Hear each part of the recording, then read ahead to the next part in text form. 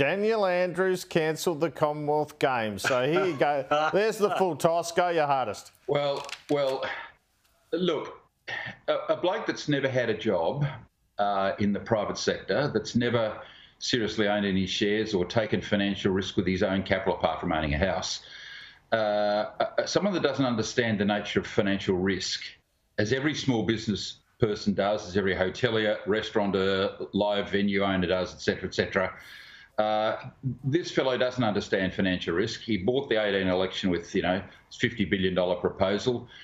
He's got no money left. He's grossly financially irresponsible. He's leaving Victoria with its biggest debt ever. And he should have resigned a long time ago. The fact that he's still there is appalling. But are we surprised? No, Andrew, we're not surprised. He's got no money left, this bloke. He should stop every time he promises to spend money, one of his cabinet colleagues should stop him and say, mate, we're $168 billion in debt in a couple of years. Let's stop spending any more money, because that's what should happen. Stephen Conroy? Look, one of the reasons that Daniel Andrews has got such extraordinary political success is he's been able to make some big calls. This would be in the category of a pike with twist, gold medal, high dive, with gold medal performance. But look, he took the view that the extra costs that would come would lead to, him having to make some tough choices around funding schools or funding hospitals, and he made the right call.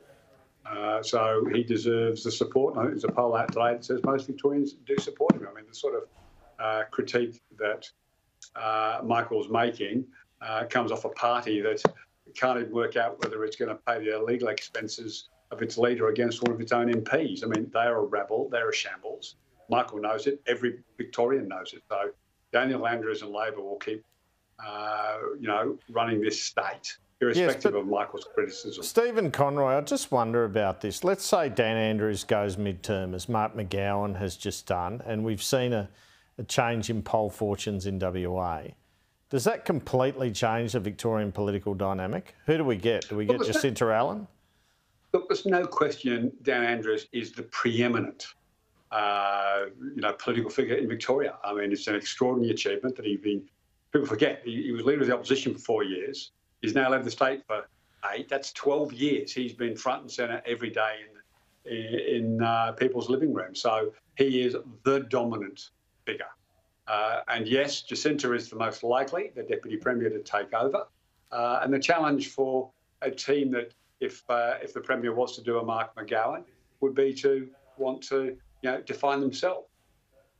Victorian public know what they see, what they can get. They know what they can get. They vote for that. And what will happen if Andrews was to take that path will be Jacinta and the team would need to, ensure that it was about them. It was about their brand, about them building their brand towards the next election.